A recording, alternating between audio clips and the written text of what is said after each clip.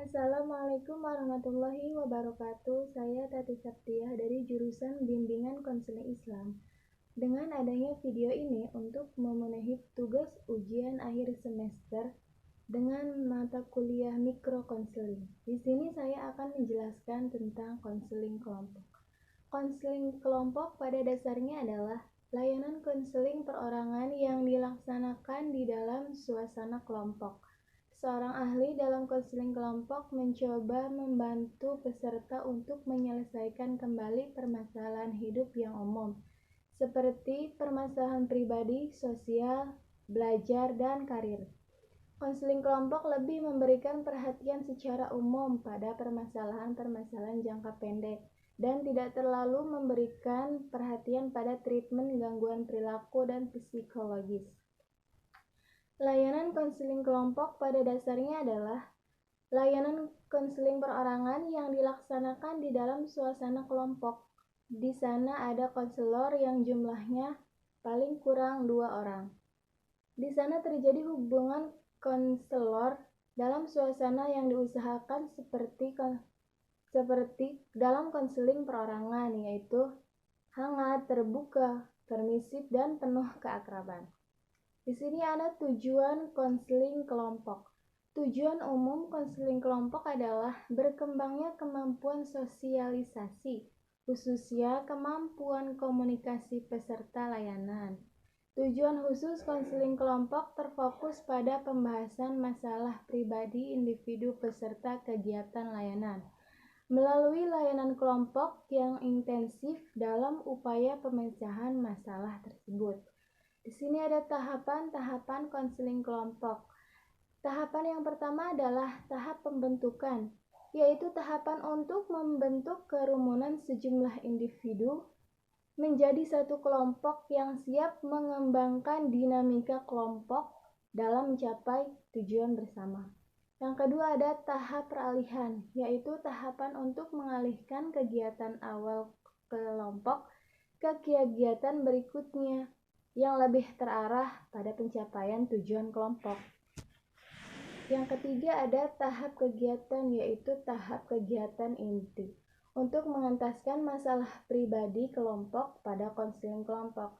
Yang terakhir ada tahap pengakhiran, yaitu tahapan akhir kegiatan untuk melihat kembali apa yang sudah dilakukan dan yang dicapai oleh kelompok.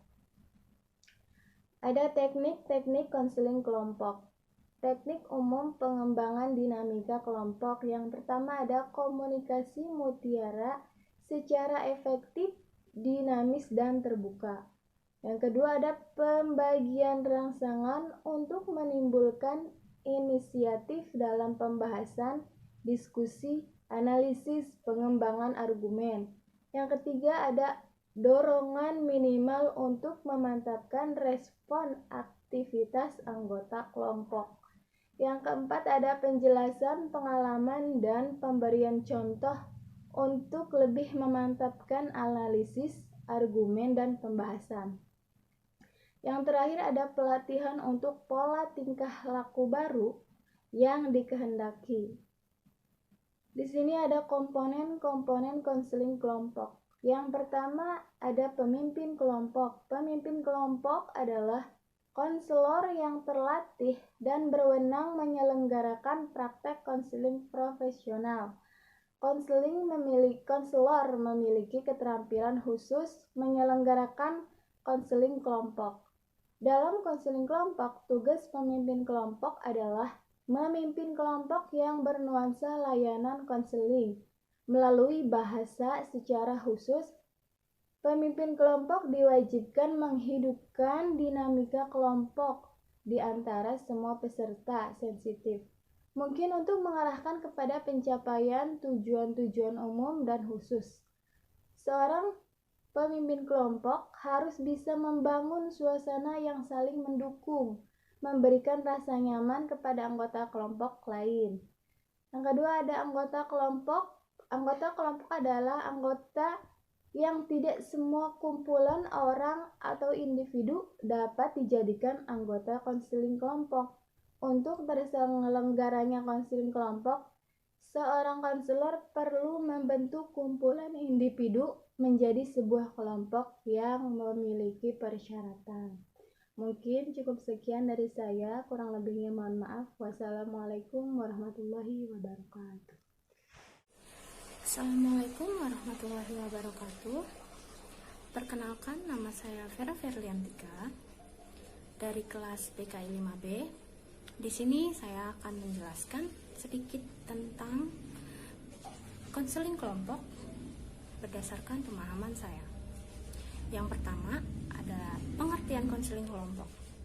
Konseling kelompok membantu di mana salah satu pihak konselor bertujuan untuk meningkatkan kemampuan fungsi mental pihak yang dibantu atau konseli agar dapat memahami dan menghadapi persoalan atau konflik yang dialaminya. Tujuan dari konseling kelompok.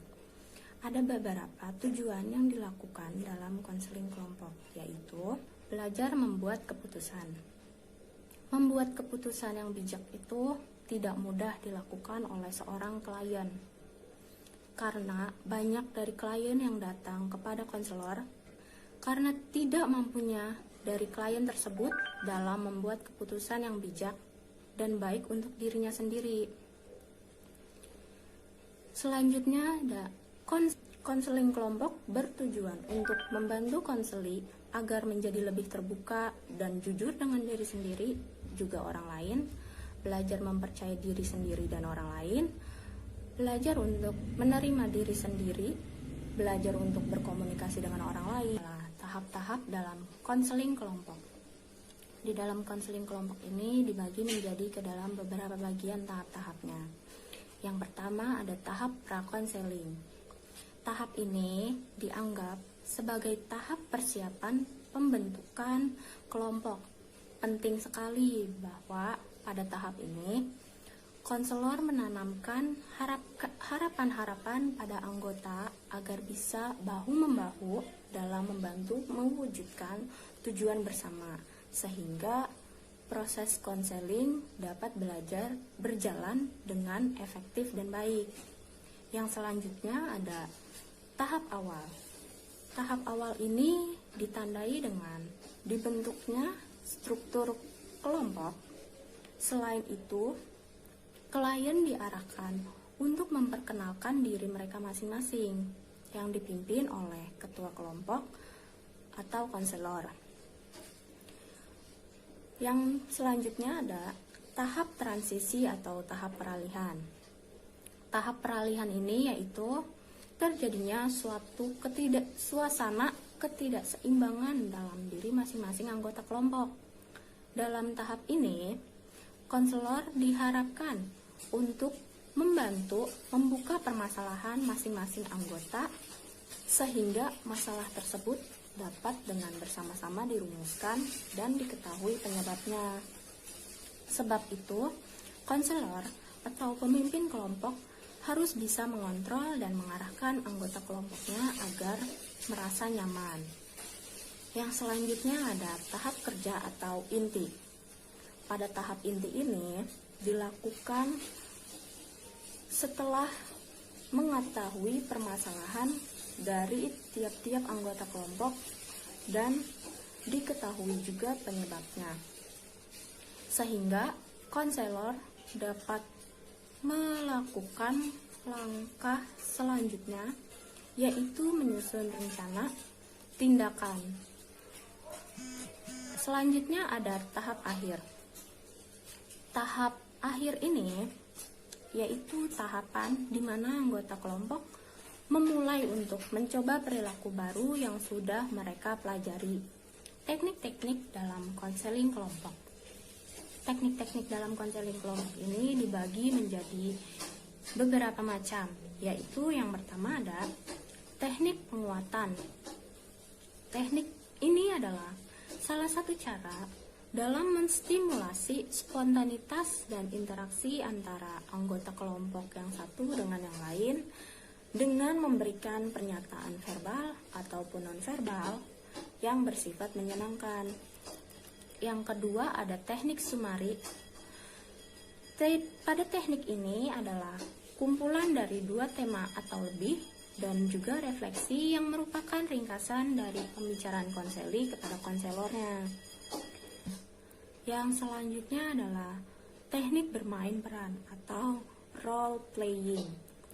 Teknik ini merupakan suatu teknik yang melalui perkembangan imajinasi dengan cara memerankan tokoh hidup atau benda mati dari tiap-tiap anggota kelompok atau konselinya.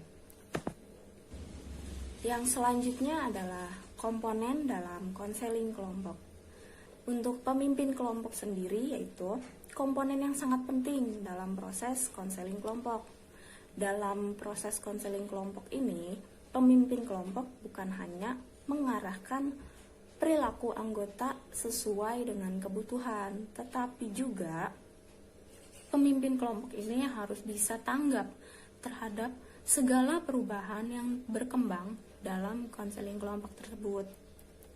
Dalam konseling kelompok juga, pemimpin kelompok itu mempunyai peran seperti memberikan bantuan, pengarahan atau campur tangan terhadap proses atau kegiatan konseling kelompoknya, memusatkan perhatian dalam kelompok, dan memberikan tanggapan dalam kelompok. Yang selanjutnya, yang kedua adalah anggota kelompok. Anggota kelompok yaitu merupakan unsur pokok dalam kelompok. Tanpa adanya anggota kelompok, tidak akan terjadi atau tidak akan terbentuknya suatu kelompok. Dan tidak semua kumpulan orang atau individu dapat dijadikan sebagai anggota konseling kelompok. Yang terakhir atau yang ketiga dari komponen kelompok itu ada dinamika kelompok. Dalam kegiatan konseling kelompok, dinamika kelompok ini sengaja ditumbuh kembangkan karena dinamika kelompok adalah salah satu interaksi interpersonal yang ditandai dengan adanya semangat kerjasama antar anggota kelompok. Yang selanjutnya, pendekatan dalam konseling kelompok. Pendekatan yang ada dalam konseling kelompok ini dibagi menjadi berbagai macam, yaitu ada konseling kelompok dengan pendekatan psikoanalitik, konseling kelompok dengan pendekatan psikologi individual, konseling kelompok dengan pendekatan client centered, konseling kelompok dengan pendekatan behavioral, konseling kelompok dengan pendekatan rasional emotif, konseling kelompok dengan pendekatan analisis transaksional, dan terakhir konseling kelompok dengan pendekatan realitas. Mungkin cukup sekian yang dapat saya jelaskan mengenai materi konseling kelompok ini. Kurang lebihnya mohon maaf. Wabillahi wa taufik hidayah. Wassalamualaikum warahmatullahi wabarakatuh. Assalamualaikum warahmatullahi wabarakatuh. Perkenalkan, nama saya Neng Febiana Juwita. Saya dari kelas BKI 5B. Di sini saya akan sedikit menjelaskan tentang konseling kelompok. Dalam konseling kelompok terdiri dari pengertian, tujuan, tahap-tahap, teknik, komponen, dan juga pendekatan konseling kelompok. Konseling kelompok adalah konseling yang dimana untuk membantu menyelesaikan masalah. Di dalam konseling kelompok tersebut adanya seorang konselor atau pemimpin kelompok dan juga anggota-anggota kelompok yang lainnya. Yang kedua adalah ada tujuan konseling kelompok.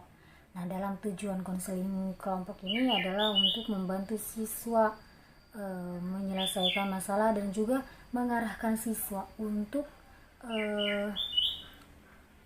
mengambil keputusan yang benar.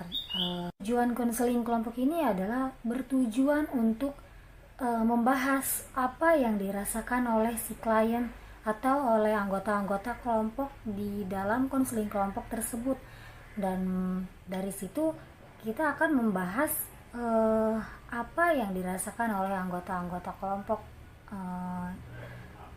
yang sekarang dipikirkan atau yang dirasakan oleh anggota kelompok tersebut. Nah, di sini juga ada terdapat yang ketiga itu tahap-tahap. Nah, dalam tahapan itu ada tahap pembentukan, tahap peralihan, dan juga tahap kegiatan, dan terakhir adalah tahap pengakhiran. Nah, apa sih tahap pembentukan itu? Tahap pembentukan itu adalah suatu tahap di mana kita untuk membentuk sebuah kelompok yang bertujuan untuk memulainya sebuah konseling kelompok. Nah, dalam tahapan pembentukan ini biasanya ada pengenalan dan pengungkapan tujuan. Nah, di sini adalah pengenalan dan pengungkapan tujuan itu bertujuan untuk agar kita saling mengenal terlebih dahulu dan tidak ada merasa canggung. Dan di sini adalah belum adanya keterkaitan si anggota kelompok dengan anggota kelompok yang lainnya atau dengan si pemimpin kelompok tersebut. Pemimpin kelompok tersebut di sini harus merangsang anggota-anggota kelompoknya agar adanya keterkaitan dan bertanggung jawab dalam konseling kelompok tersebut, saling membantu menyelesaikan masalah atau mendapatkan solusi dari sebuah masalah yang akan dibahas dalam konseling kelompok tersebut. Di sini juga terdapat keaktifan pemimpin kelompok, di mana pemimpin kelompok itu tidak bisa berdiam diri saja mendengarkan anggota kelompok berbicara atau membuat si anggota kelompok itu merasa nyaman dalam konseling kelompok tersebut dan tidak merasa canggung, agar konseling kelompok ini berjalan dengan lancar.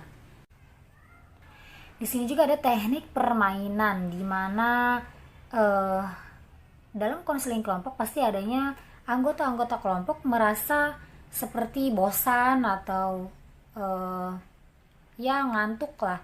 Jadi jika kita terlalu fokus kepada permasalahan yang kita bahas, maka di situ harus adanya permainan, di mana permainan tersebut adalah untuk membuat si konseling atau anggota-anggota kelompok tidak merasakan canggung atau bosan dengan apa yang dibahas selama konseling kelompok berlangsung. Tahap peralihan, di mana tahap peralihan tersebut di mana suasana pemimpin kelompok harus adanya tahap peralihan.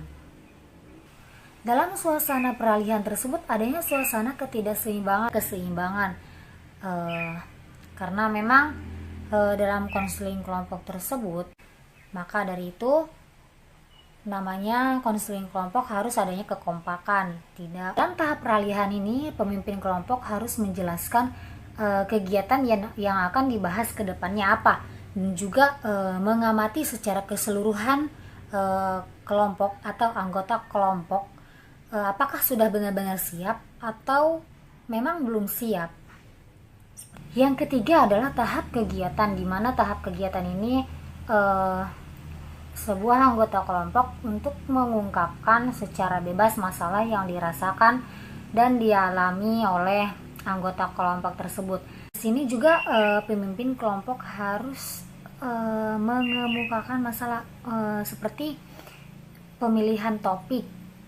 Pemimpin kelompok juga bertanya kepada anggota-anggota kelompok yang lainnya agar untuk memilih topik yang akan dibahas pada pelaksanaan konseling kelompok tersebut. Nah, di sini pula ada tahap pengakhiran, di mana tahap pengakhiran tersebut yang biasa disebut ending. Pemimpin kelompok akan menanyakan apakah harus adanya pertemuan kelompok selanjutnya, atau masalah ini cukup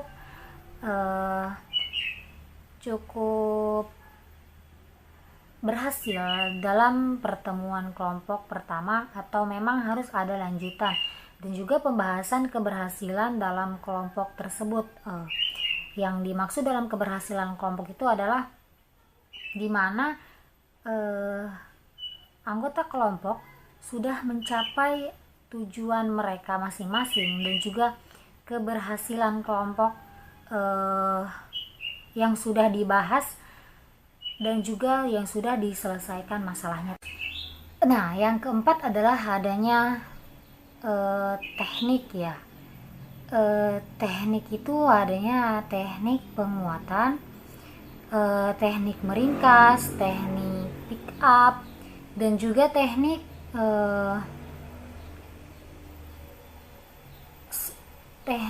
seperti respon begitu. Teknik probing dan juga ada teknik refleksi perasaan. Adanya teknik diskusi dan juga teknik interpretasi. Teknik konfrontasi, teknik klarifikasi dan juga bermain peran. Nah, yang kelima adanya komponen. Dalam komponen tersebut ada tiga komponen, yaitu terdiri dari komponen pemimpin kelompok, peserta, dan anggota kelompok, dan juga dinamika kelompok. Pemimpin kelompok ini adalah di mana komponen yang sangat penting untuk melaksanakan keberlangsungan konseling kelompok tersebut. Jadi pemimpin kelompok tersebut harus adanya mengarahkan perilaku anggota kelompok sesuai dengan kebutuhan keberlangsungan konseling kelompok tersebut. Selanjutnya ada anggota kelompok, di mana anggota kelompok ini adalah penting untuk keberlangsungan konseling kelompok tersebut. Jika tidak adanya kelompok, maka itu namanya bukan konseling kelompok, tapi konseling individu. Tidak semua orang atau tidak semua individu bisa dijadikan konseling kelompok. Jadi konseling kelompok tersebut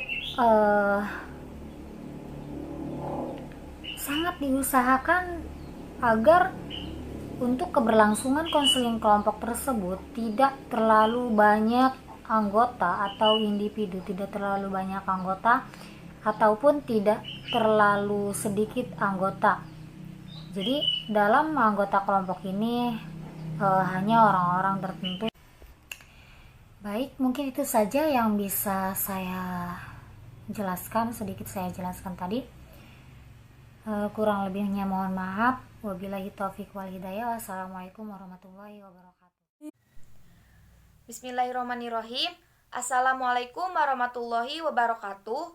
Perkenalkan, nama saya Siti Nuraini Wafika Dewi, mahasiswi jurusan Bimbingan Konseling Islam semester 5, NIM 1815274. Di sini saya akan membahas tentang konseling kelompok. Sebelumnya, mari kita ketahui dulu apa itu konseling kelompok. Layanan konseling kelompok pada dasarnya adalah konseling perorangan yang dilaksanakan dalam suasana kelompok. Di sana ada konselor dan ada klien, yang dimana ada pengungkapan dan pemahaman masalah klien, penelusuran sebab-sebab timbulnya masalah, upaya pemecahan masalah, dan evaluasi. Tujuan dari konseling kelompok ini yaitu untuk mendorong munculnya motivasi individu, berkembangnya perasaan, pikiran, wawasan, dan sikap terarah pada tingkah laku yang bertanggung jawab, khususnya dalam bersosialisasi atau berkomunikasi yang berimbas pada pemecahan masalah individu yang mengalami kesulitan.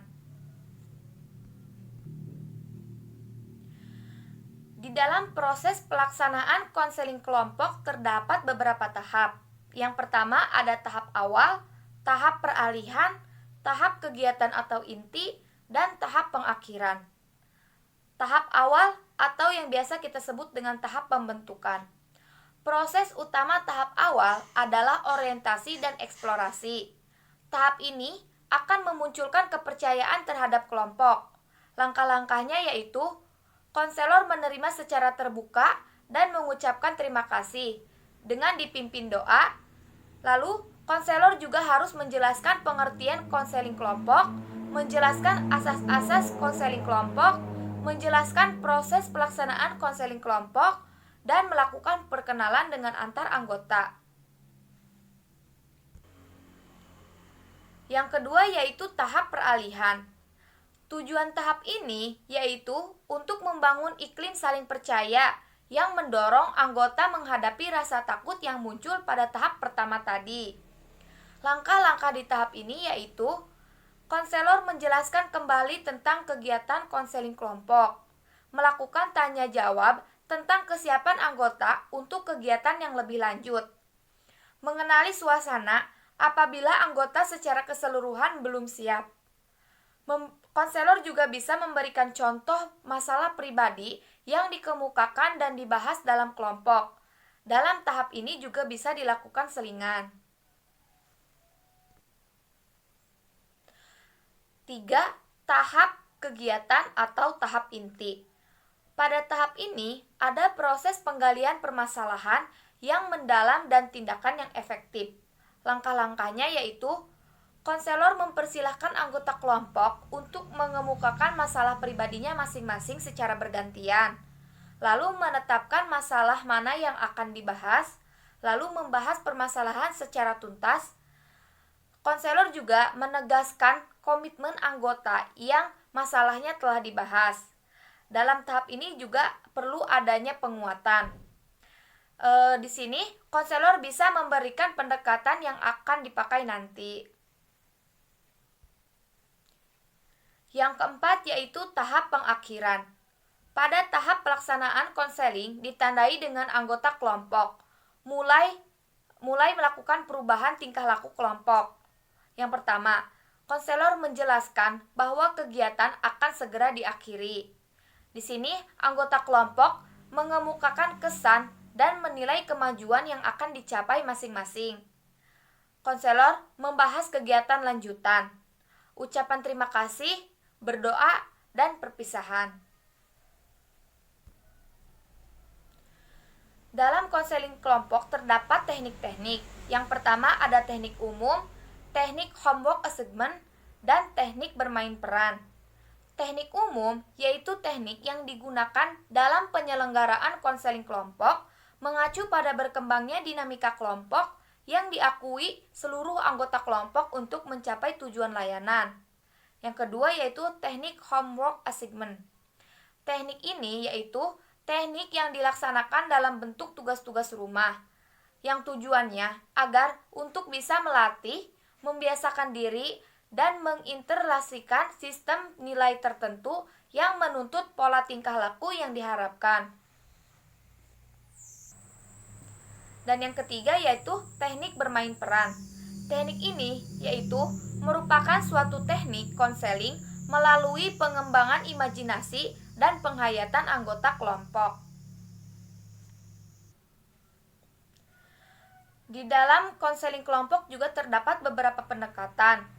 Yang pertama yaitu ada pendekatan psikoanalitik, pendekatan behavioral, pendekatan realitas, pendekatan client center, pendekatan humanistik, dan pendekatan gestalt. Di dalam pendekatan behavioral terdapat 5 teknik. Yang pertama ada teknik desentitas sistematik, yang kedua teknik assertive training, yang ketiga teknik aversion terapi, yang keempat teknik homework. Di dalam pendekatan psikoanalitik juga terdapat 5 teknik-teknik. Yang pertama ada teknik asosiasi bebas, teknik interpretasi, teknik analisis mimpi, analisis resintesi, dan analisis transparansi. Dan yang terakhir yaitu komponen layanan konseling kelompok. Dalam komponen layanan konseling kelompok terdapat 2 pihak. Yang pertama yaitu pemimpin kelompok dan anggota kelompok. Pemimpin kelompok adalah konselor yang terlatih dan berwenang menyelenggarakan praktik konseling profesional, dan anggota kelompok adalah orang yang berpartisipasi dalam proses konseling. Mungkin hanya itu yang dapat saya sampaikan, kurang lebihnya mohon maaf. Wassalamualaikum warahmatullahi wabarakatuh.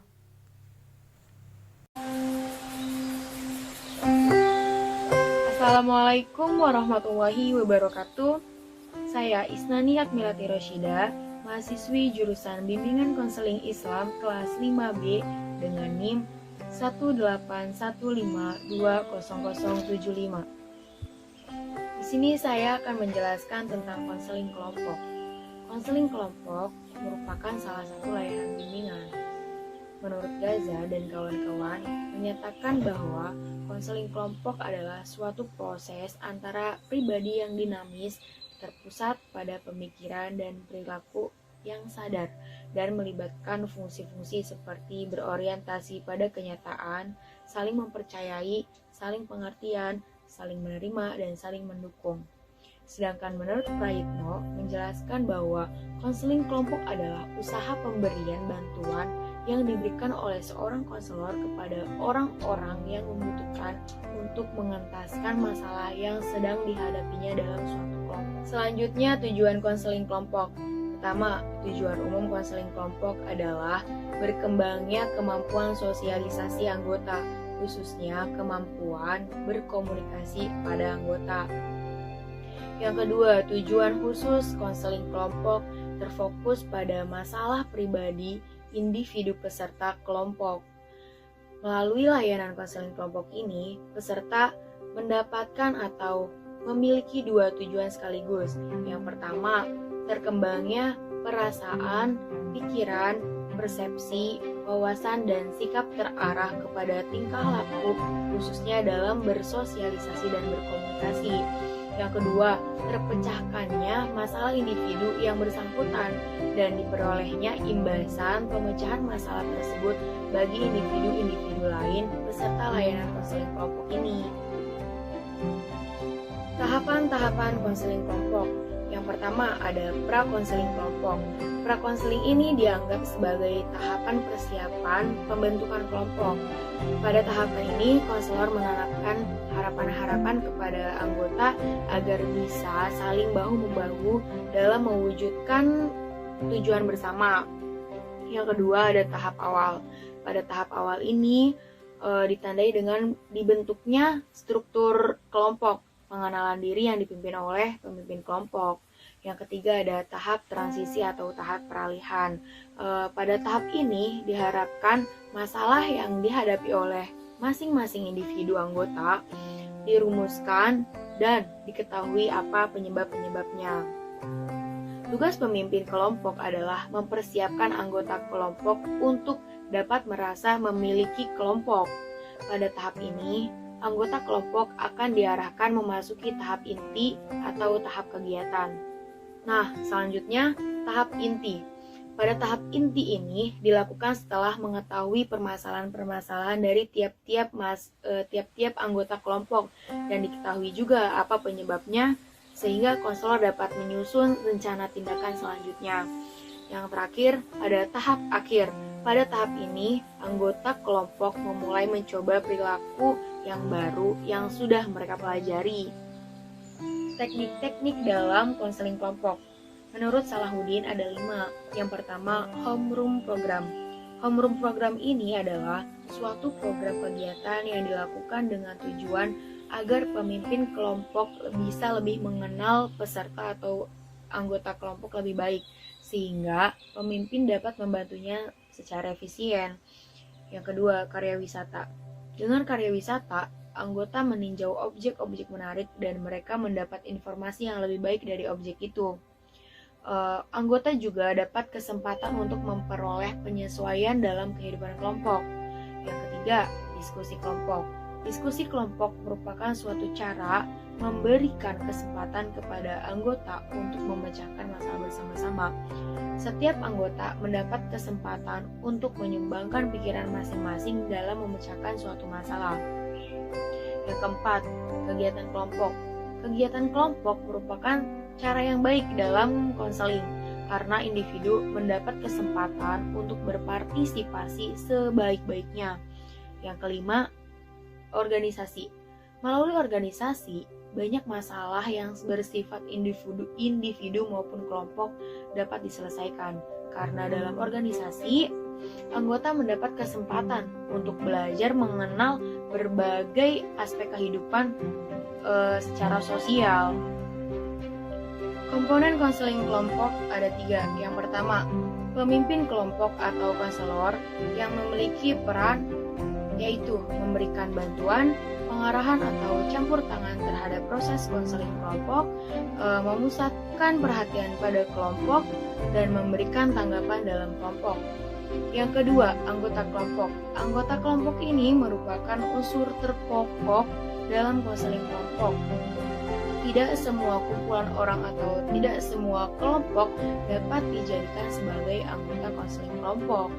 Nah, mengapa sih anggota konseling kelompok adalah sebagai unsur utama atau unsur pokok? Karena jika tidak ada anggota kelompok, maka proses konseling kelompok tidak akan bisa berjalan. Dan yang ketiga ada dinamika kelompok. Dinamika kelompok ini sengaja ditumbuh kembangkan karena dinamika kelompok adalah salah satu interaksi interpersonal yang ditandai dengan adanya semangat kerjasama antar anggota kelompok. Macam-macam pendekatan yang dapat digunakan dalam proses konseling kelompok, yaitu pendekatan psikoanalitik, pendekatan psikologi individual, pendekatan client center, pendekatan behavioral, pendekatan RIBT, pendekatan analisis transaksional, dan pendekatan realitas. Perbedaan konseling kelompok dengan bimbingan kelompok. Berdasarkan fungsi, terdapat perbedaan antara konseling kelompok dan bimbingan kelompok, yaitu pada pemecahan masalah. Berdasarkan jumlah anggota kelompok, konseling kelompok bisa beranggotakan 4-10 anggota, sedangkan bimbingan kelompok bisa beranggotakan dari 4-15 jumlah anggota. Berdasarkan peran bimbingan, dalam konseling kelompok, pembimbing kelompok sebagai fasilitator dan terapis, sedangkan dalam bimbingan kelompok, pembimbing kelompok sebagai fasilitator dan tutor.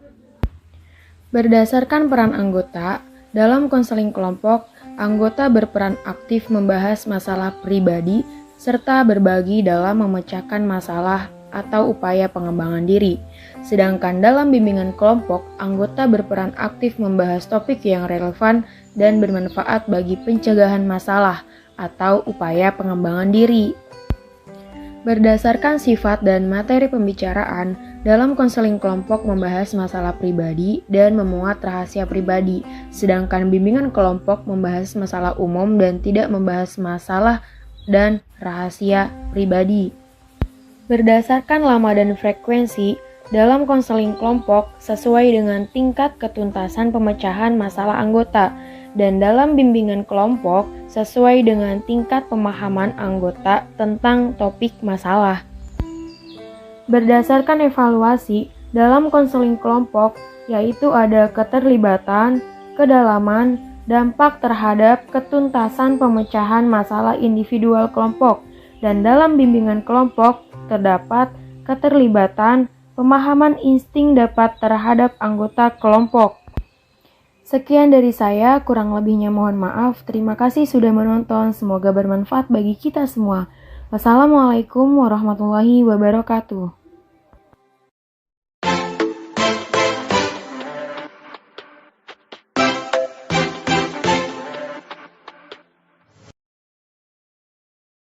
Assalamualaikum warahmatullahi wabarakatuh. Nama saya Putri Wusatun Hasanah, NIM 1815276, akan menjelaskan tentang konseling kelompok. Yang pertama adalah pengertian konseling kelompok. Pengertian konseling kelompok adalah layanan konseling kelompok yang diberikan kepada peserta didik atau konseli untuk memanfaatkan dinamika kelompok dan saling belajar untuk mengatasi masalah. Selanjutnya adalah tujuan konseling kelompok. Tujuan konseling kelompok ini adalah peserta didik atau konseli melakukan perubahan perilaku, pikiran, mengembangkan kemampuan mengatasi situasi kehidupan, dan membuat keputusan yang bermakna. Selanjutnya adalah pelaksanaan konseling kelompok. Pelaksanaan konseling kelompok ini ada 4 tahap. Yang pertama adalah tahap awal. Tahap ini memunculkan kepercayaan terhadap kelompok, yaitu menerima secara terbuka dan mengucapkan terima kasih.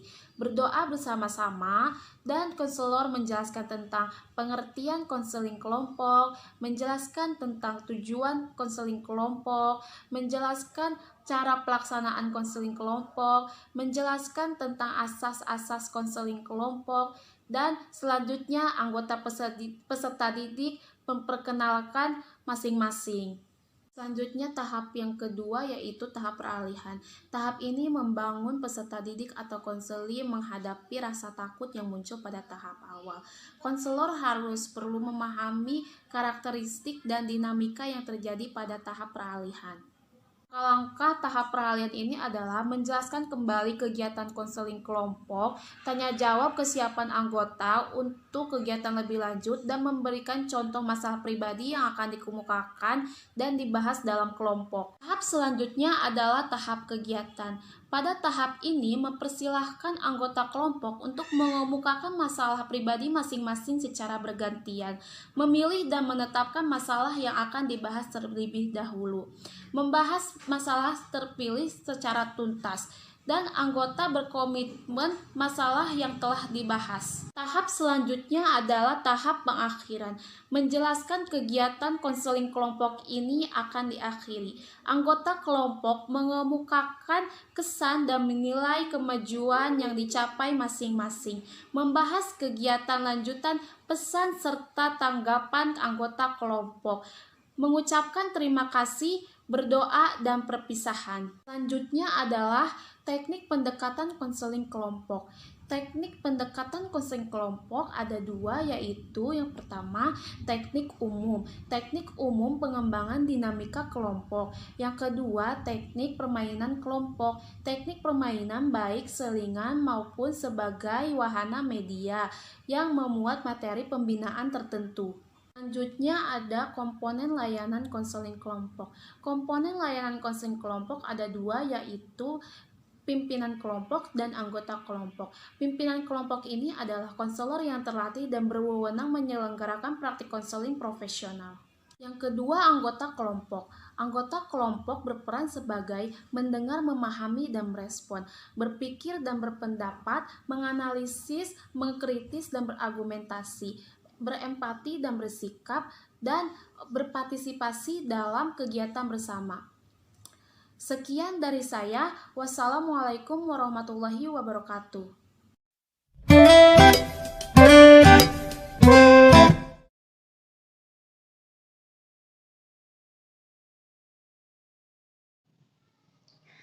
Assalamualaikum warahmatullahi wabarakatuh.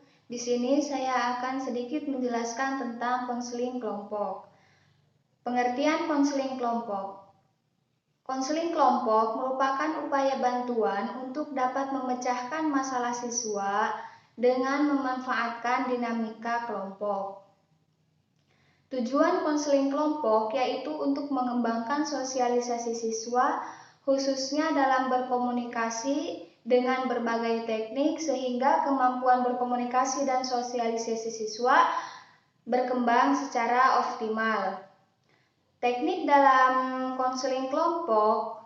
Dalam pelaksanaan konseling kelompok terdapat beberapa teknik untuk mendukung berjalannya konseling kelompok. Yang pertama, teknik umum. Yang kedua, teknik permainan kelompok. Yang ketiga, modeling. Yang keempat, bermain peran. Yang kelima, menggunakan humor.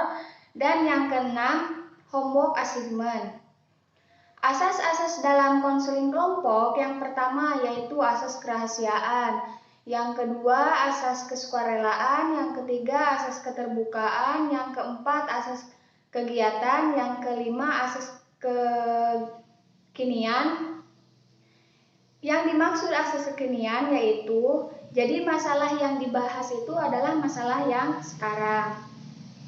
Terus komponen dalam konseling kelompok, yaitu ada 3. Yang pertama yaitu pemimpin kelompok, yang kedua anggota kelompok, dan yang ketiga dinamika kelompok.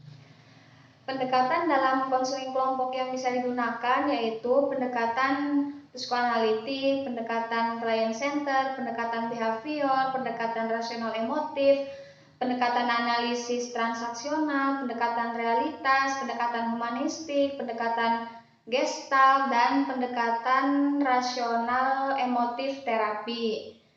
Tahapan-tahapan proses pelaksanaan konseling kelompok dilaksanakan melalui tahapan-tahapan sebagai berikut. Yang pertama yaitu tahap awal. Tahap awal ini berisikan tentang orientasi dan eksplorasi seperti menerima secara terbuka dan mengucapkan terima kasih, berdoa, menjelaskan tentang pengertian konseling kelompok, tujuan konseling kelompok, tata cara pelaksanaan konseling kelompok, asas-asas konseling kelompok, dan dilanjut dengan perkenalan. Terus yang kedua yaitu tahap peralihan, yang di dalamnya berisikan tentang menjelaskan kembali kegiatan konseling kelompok, tanya jawab tentang kesiapan anggota untuk kegiatan lebih lanjut. Terus yang ketiga yaitu tahap kegiatan.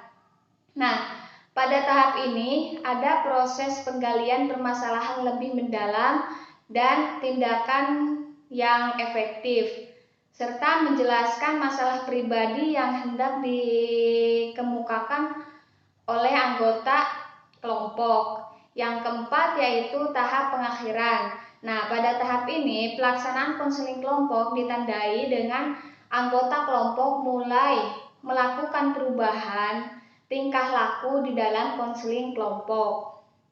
Terus yang kelima yaitu tahap tindak lanjut. Assalamualaikum warahmatullahi wabarakatuh.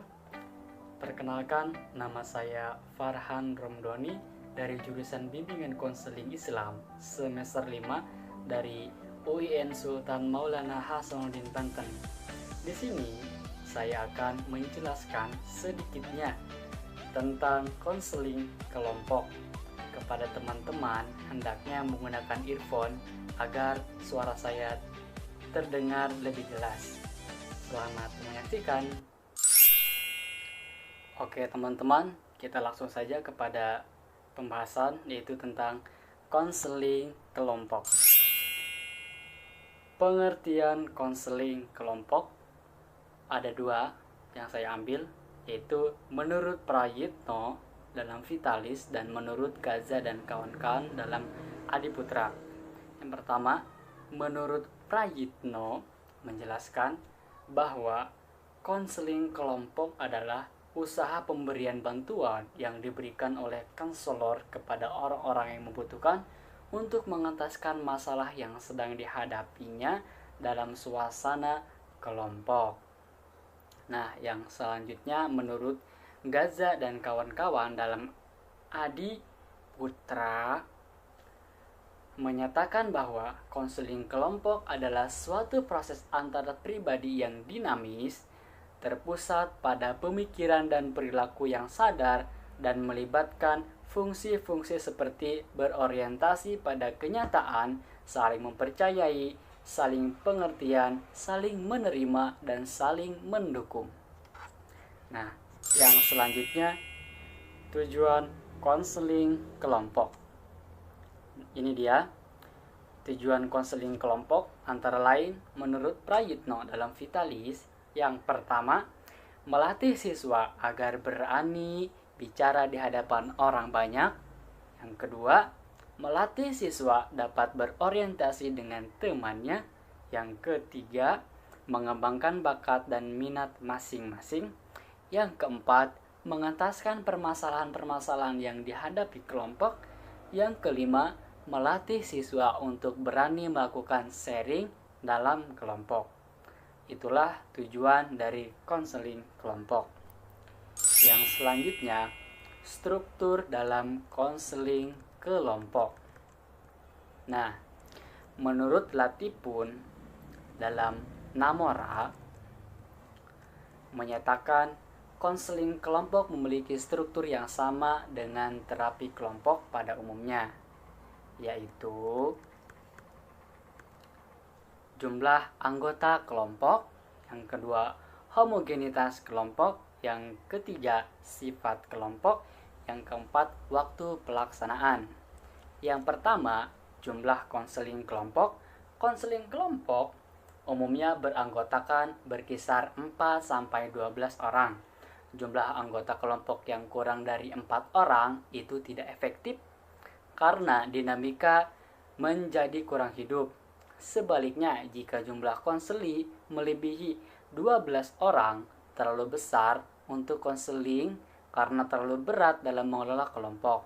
Nah, seperti halnya dalam contoh video yang teman-teman dari BKI 5B buat, yaitu berjumlahkan 7 orang dengan pemimpin kelompoknya. Nah, yang selanjutnya yaitu homogenitas kelompok. Dalam konseling kelompok tidak ada ketentuan yang pasti soal homogenitas keanggotaan suatu konseling kelompok. Sebagian konseling kelompok dibuat homogen dari segi jenis kelamin, jenis masalah, kelompok usia, dan sebagainya. Penentuan homogenitas keanggotaan ini disesuaikan dengan keperluan dan kemampuan konselor dalam mengelola konseling kelompok. Nah, yang ketiga yaitu sifat kelompok. Sifat kelompok dapat terbuka dan tertutup. Terbuka jika pada suatu saat menerima anggota baru dan dikatakan tertutup jika keanggotaannya tidak memungkinkan adanya anggota baru. Pertimbangan anggotaan tergantung kepada keperluan. Nah, kelompok terbuka maupun kelompok tertutup terdapat keuntungan dan kerugian. Sifat kelompok adalah terbuka, maka setiap kelompok dapat menerima anggota baru sampai batas yang dianggap cukup. Namun, demikian adanya anggota baru dalam kelompok akan menyulitkan pembentukan kohesivitas anggota kelompok. Nah, yang selanjutnya yaitu waktu pelaksanaan. Lama waktu pelaksanaan konseling kelompok sangat bergantung pada kompleksitas permasalahan yang dihadapi kelompok. Secara umum, konseling kelompok yang bersifat jangka pendek membutuhkan waktu durasi 60-90 menit.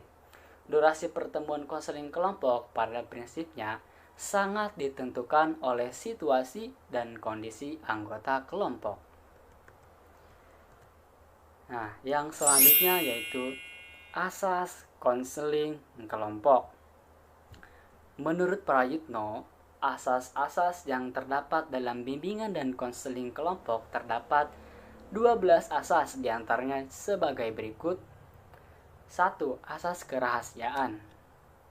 Asas kerahasiaan merupakan persoalan pokok yang paling penting dalam konseling kelompok.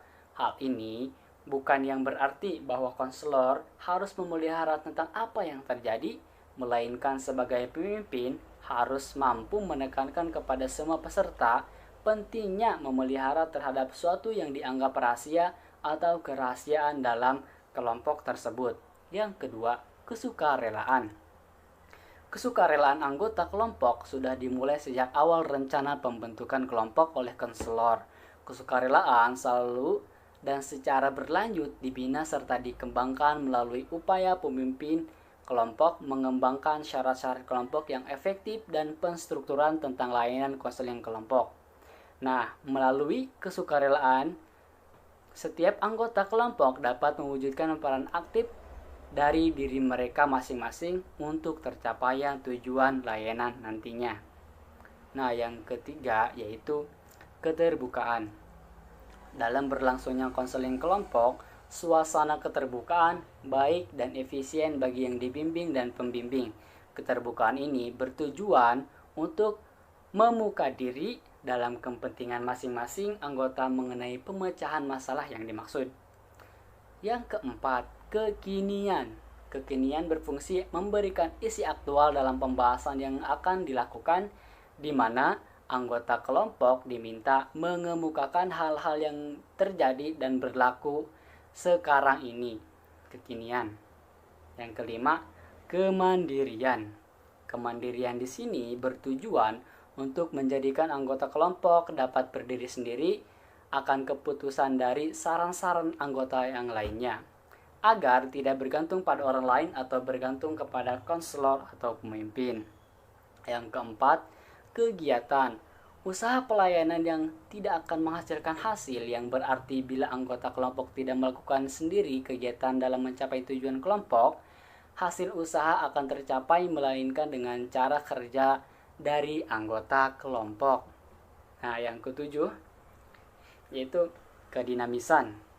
Kedinamisan menghendaki adanya perubahan yang bersifat dinamis, maju dan berkembang dalam hal monoton dan statis.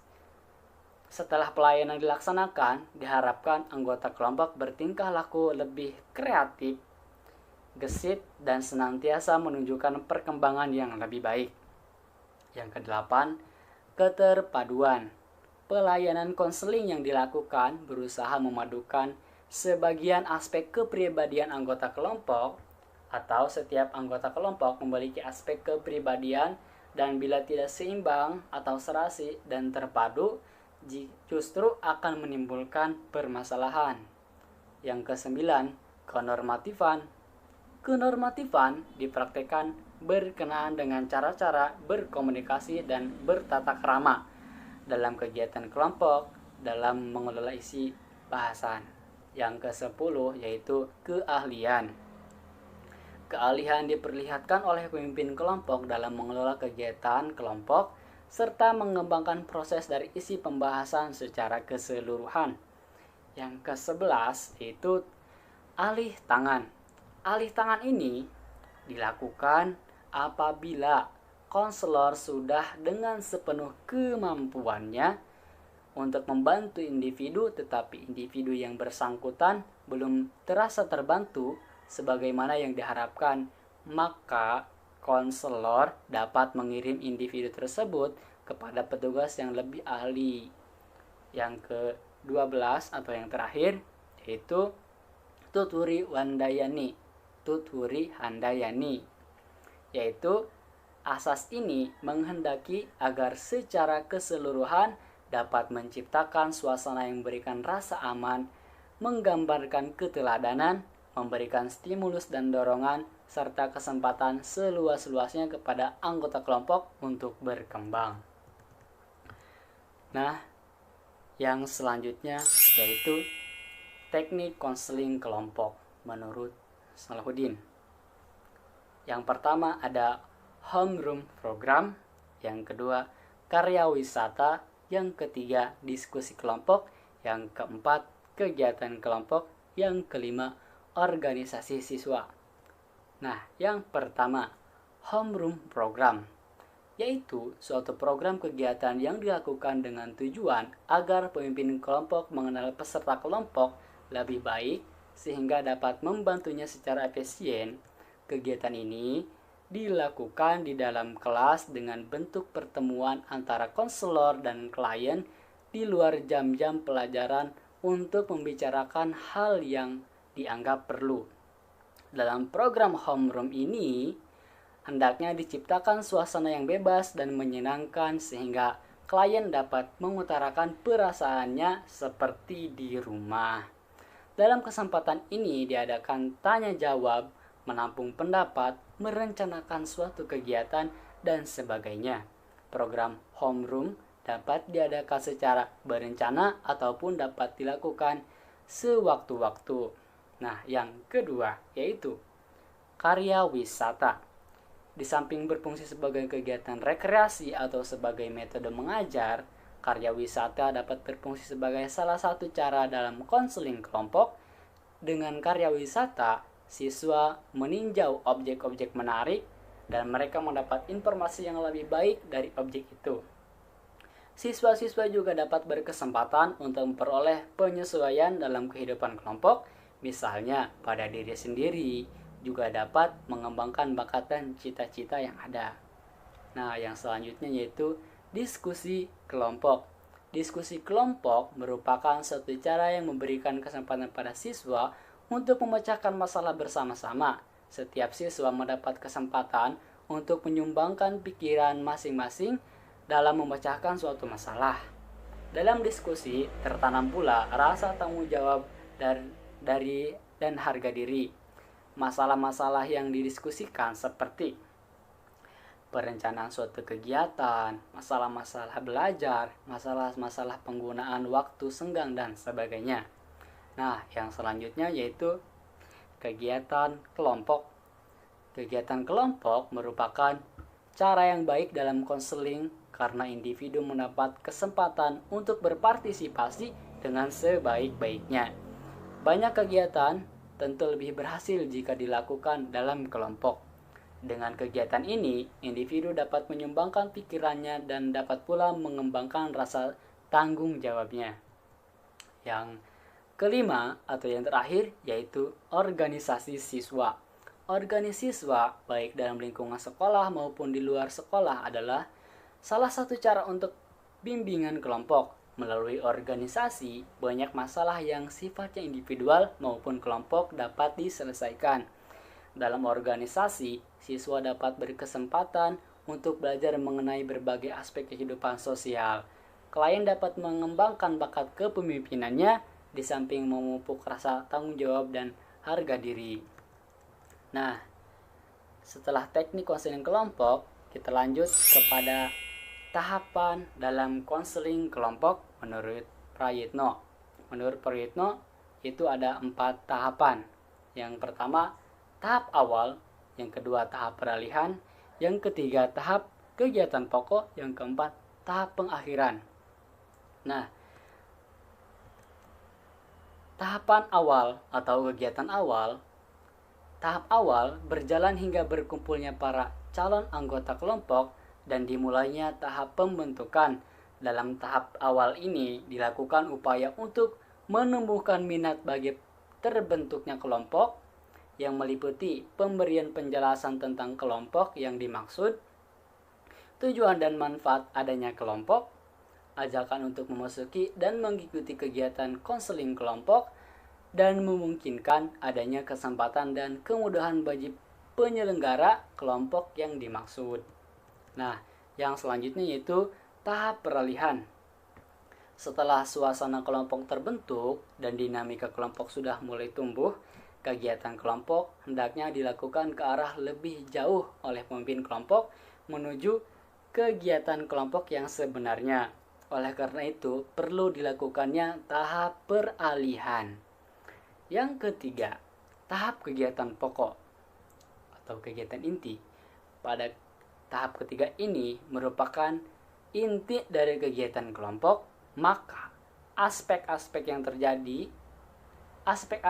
menjadi isi dan pengiringnya cukup banyak, serta masing-masing aspek tersebut perlu mendapatkan perhatian yang seksama dari pemimpin kelompok. Pada tahap inti, mendapatkan alokasi waktu yang cukup lama dalam keseluruhan kegiatan kelompok. Nah, yang keempat yaitu tahap pengakhiran. Setelah kegiatan kelompok memuncak pada tahap ketiga, maka dalam tahap pengakhiran ini, kegiatan kelompok lebih menurun dan selanjutnya pemimpin kelompok akan mengakhiri kegiatan pada saat yang dianggap tepat. Selanjutnya yaitu kesimpulan. Nah, jadi teman-teman setelah menyimak penjelasan tadi, kesimpulan yang bisa kita ambil yaitu bahwa konseling kelompok merupakan layanan yang memungkinkan individu dalam suatu kelompok menempatkan kesempatan untuk pembahasan dan pengentasan permasalahan masing-masing anggota kelompok dengan bantuan konselor sebagai pemimpin kelompok.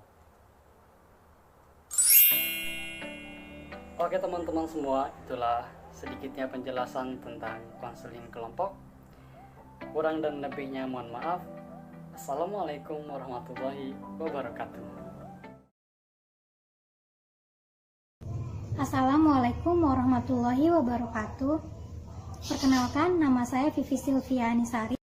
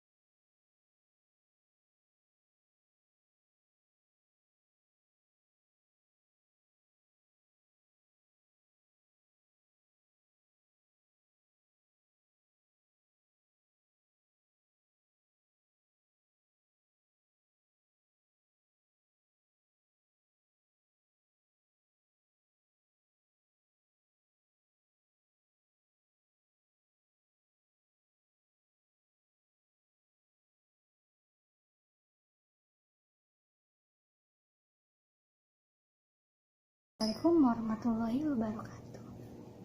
Warahmatullahi wabarakatuh. Nama saya Dimas Kevin dari kelas DKI 5B. Ingin sedikit menerangkan tentang konseling kelompok. Konseling kelompok pengertiannya merupakan proses di mana seorang konselor terlibat dalam suatu hubungan dengan sejumlah klien pada waktu yang bersamaan. Lalu tujuan konseling kelompok yakni yang pertama, membantu anggota kelompok memahami dirinya sendiri dalam proses pencarian identitas dan menjadikan diri sendiri dan mengembangkan diri dan perasaan pribadi yang berharga. Yang kedua, mengembangkan sosial dan interpersonal skill, misal memecahkan masalah, mengambil keputusan, empati, simpati, dan sensitif terhadap orang lain, bertanggung jawab terhadap perilakunya sendiri. Dan yang terakhir, belajar mandiri dan menjadi pendengar yang baik. Dan jadi di konseling kelompok ini ada tahapan-tahapannya, yakni ada 4 tahapan. Yang pertama tahap pembentukan, yang kedua tahap peralihan, yang ketiga tahap pelaksanaan kegiatan, dan yang keempat tahap pengakhiran. Yang pertama tahap pembentukan, kegiatan meliputi seperti pengenalan anggota, pengenalan ketua anggota, konselor, dan sebagainya. Lalu membentuk kebersamaan, itu termasuk tahap pembentukan. Lalu di tahap pembentukan ini akan terjadi pengenalan itu sehingga menciptakan kehangatan di dalam sebuah kelompok tersebut, supaya ketika proses konseling itu kelompok itu tidak canggung mengutarakan masalahnya masing-masing. Dan di sini yang mulai bersengkerama ya antara kelompok. Dan yang kedua tahap peralihan. Jadi di tahap peralihan ini mempunyai tujuan jadi supaya lebih menjurus ke konsultasinya itu gitu. Jadi supaya konselingnya itu lebih hangat. Dan kegiatannya ini ada menjelaskan kegiatan yang ditempuh pada tahap berikutnya, kayak misalkan menerangkan nanti kita tuh mau apa aja sih. Nah, itu dibahas di tahap peralihan. Dan meningkatkan kemampuan keikutsertaan anggota, seperti ditanya-tanya dengan ketua kelompoknya gitu.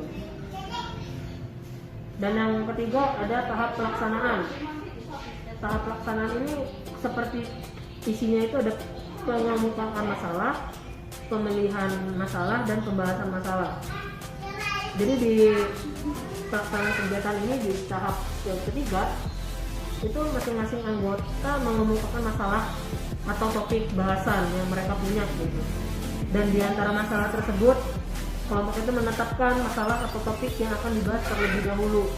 Misalkan misalkan masalah A nih sepertinya cocok untuk dibahas di konseling kelompok, maka dipilihlah permasalahan A itu dibahas.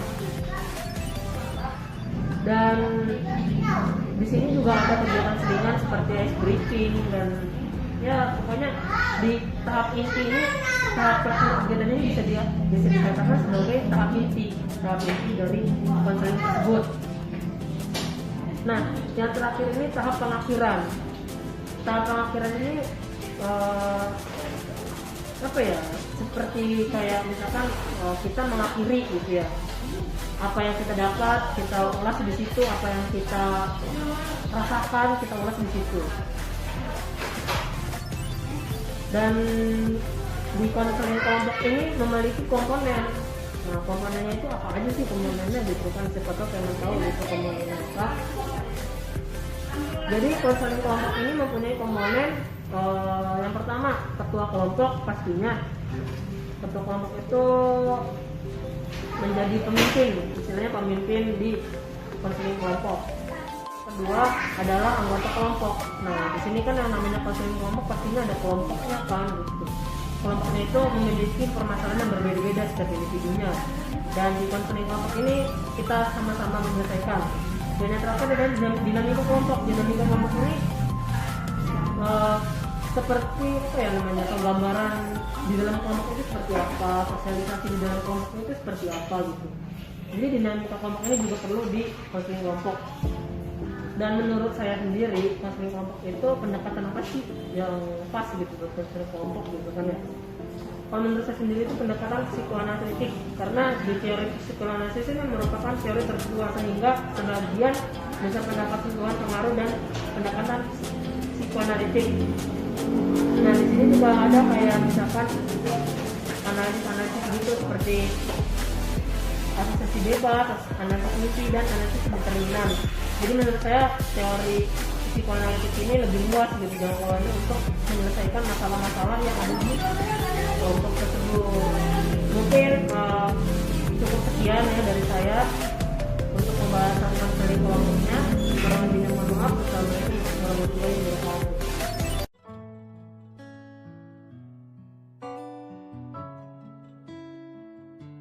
Mari kita undang narasumber kita untuk bergabung di video kali ini. Waalaikumsalam. Apa kabar Teh? Alhamdulillah baik. Baik ya. Oke, keluarga gimana?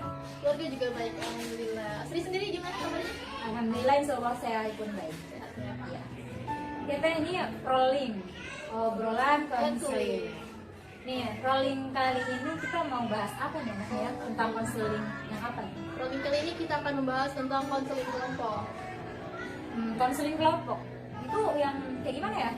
Oke. Konseling kelompok. Ketika kita mendengar kata kelompok tentu saja itu berkelompok ya artinya. Oke, jadi konseling kelompok saya ambil pengertian atau teori dari Prayitno. Konseling kelompok merupakan salah satu usaha pemberian bantuan yang dilakukan oleh konselor kepada orang yang membutuhkan yang bertujuan untuk mengentaskan masalah dengan suasana kelompok. Jadi gini, konseling kelompok itu merupakan sebuah wadah atau wadah ya untuk memberikan kesempatan kepada orang atau individu atau beberapa anggota kelompok untuk menyampaikan kegelisahannya, kecemasannya, permasalahannya dalam kelompok tersebut dengan satu pimpinan kelompok yaitu konselor. Oke. Pasti ketika melaksanakan konseling kelompok itu ada tujuannya nih, tujuannya apa? Oke, dalam setiap proses apapun itu, proses konseling apapun itu pasti memiliki tujuan, tidak luput dari konseling kelompok sendiri. Konseling kelompok ini memiliki tujuan yaitu untuk mendorong motivasi kepada para individu, para anggota tersebut, membuka jalan pikiran, membuka hati, membuat sikap ke arah yang lebih baik, ke arah yang lebih positif, ke arah yang lebih bertanggung jawab. Oke. Oh iya Teh, strukturnya itu kayak gimana ya? Oke, struktur apa? Struktur dari konseling kelompok sendiri ya.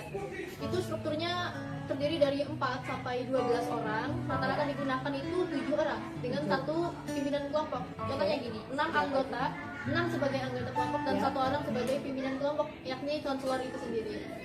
Untuk waktunya nih Teh, waktunya itu kisaran sampai berapa menit atau jam atau gimana? Untuk waktu itu kisaran 60 sampai 90 menit. Oke.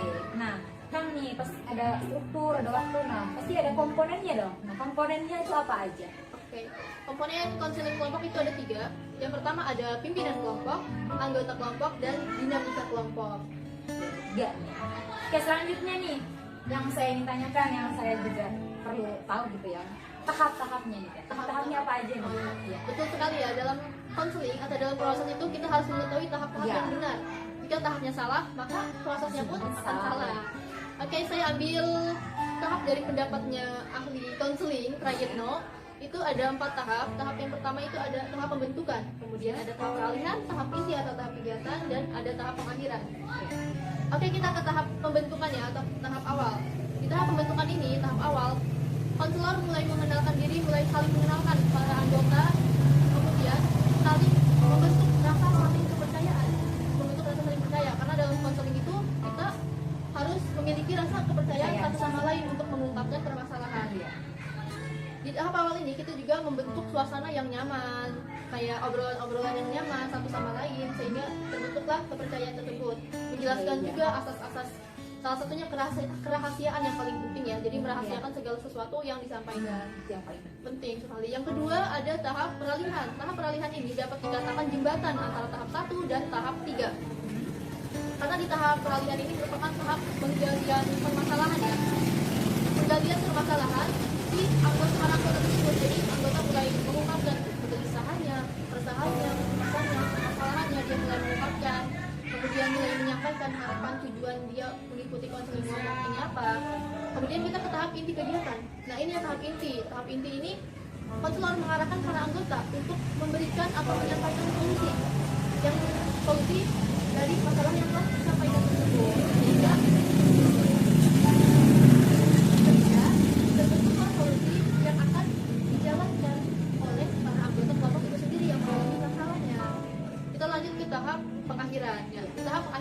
ada 2 proses, yaitu tahap evaluasi dan tahap follow up. Di tahap evaluasi, ini konselor mulai menyimpulkan, tentu saja ini merupakan tahap bahwa akan disudahinya proses konseling.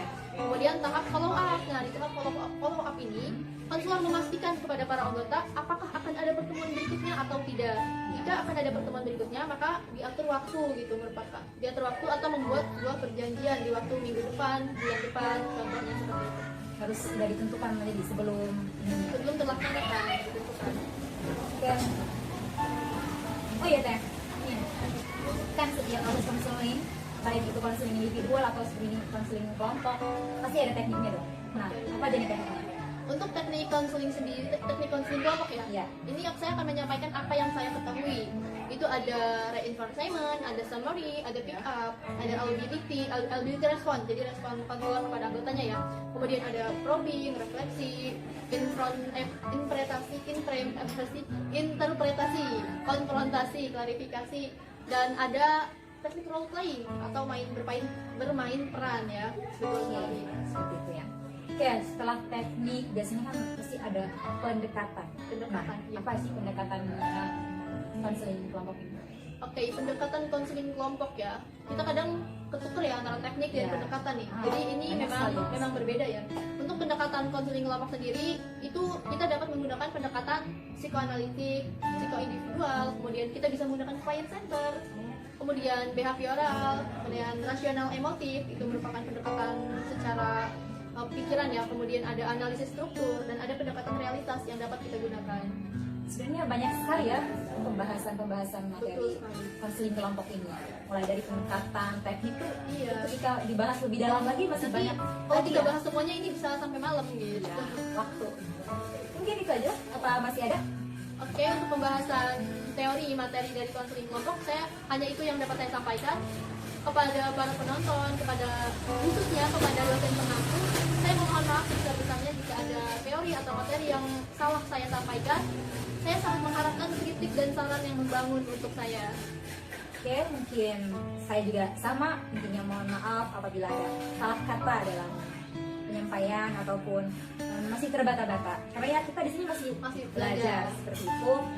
Untuk itu, dan intinya apa yang Teh Hani sampaikan semoga bermanfaat bagi kita, dan tentunya ini sangat berpengaruh bagi Asri nih, bagi saya dapat mendapatkan pengetahuan baru gitu ya, karena kan pendapat orang itu berbeda-beda. Mungkin pendapat ahli, penjabaran pendapat ahlinya seperti ini itu kan mungkin berbeda gitu ya. Kita harus pintar-pintar menyimpulkan ya. Iya, seperti itu.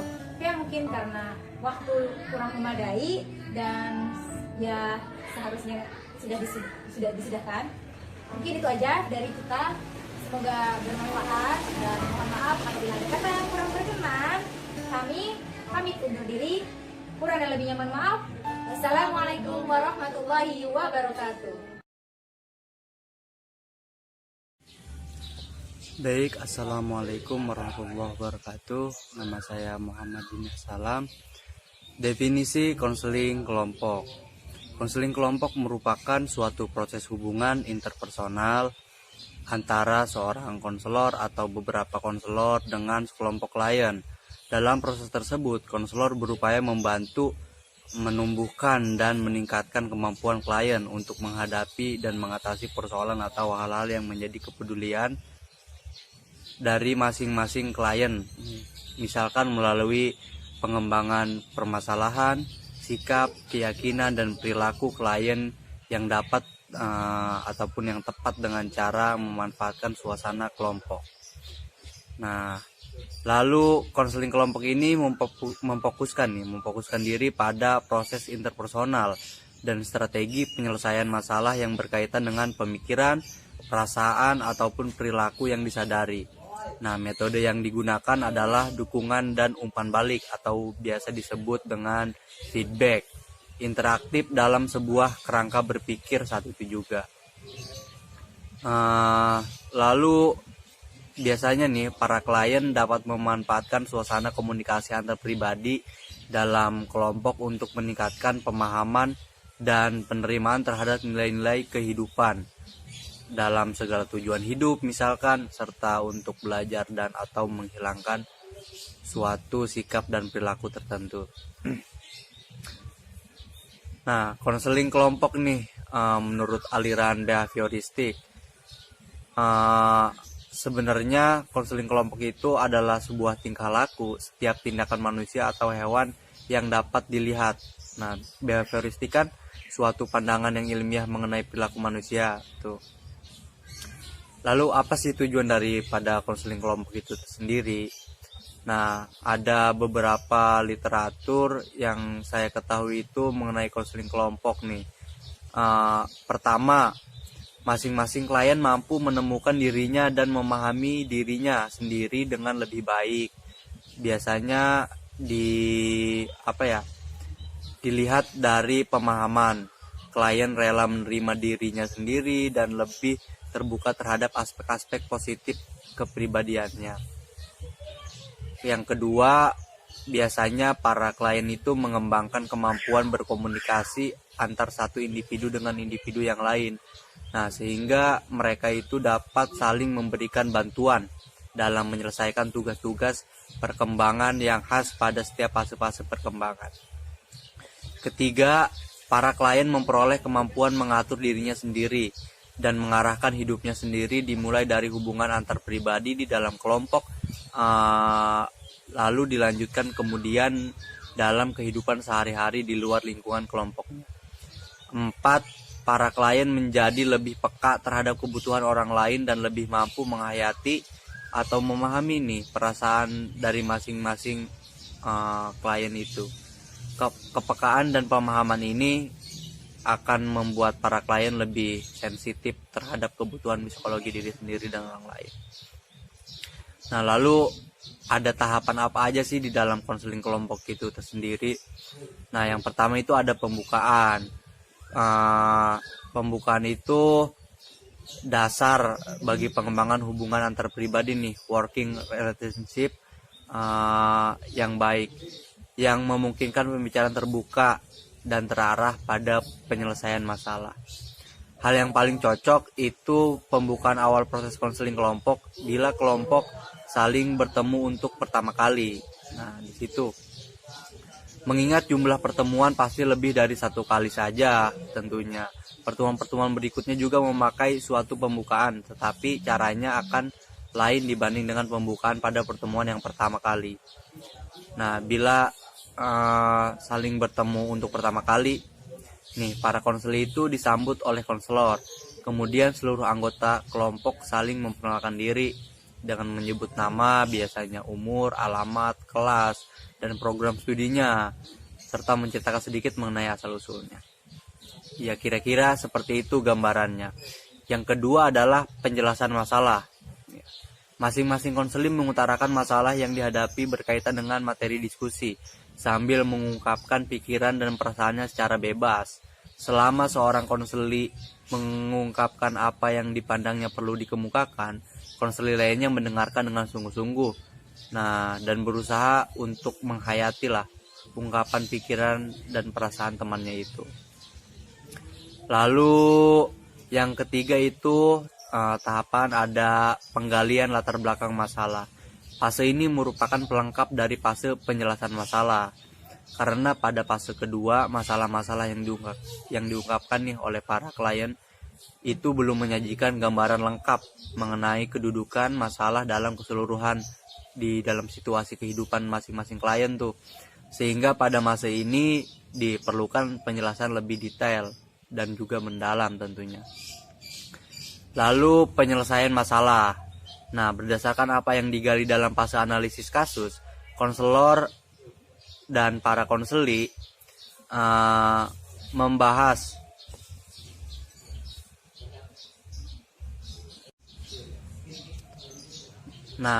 lalu penyelesaian masalah. Berdasarkan apa yang telah digali dalam fase analisis kasus, konselor dan para konseli membahas bagaimana persoalan dapat diatasi.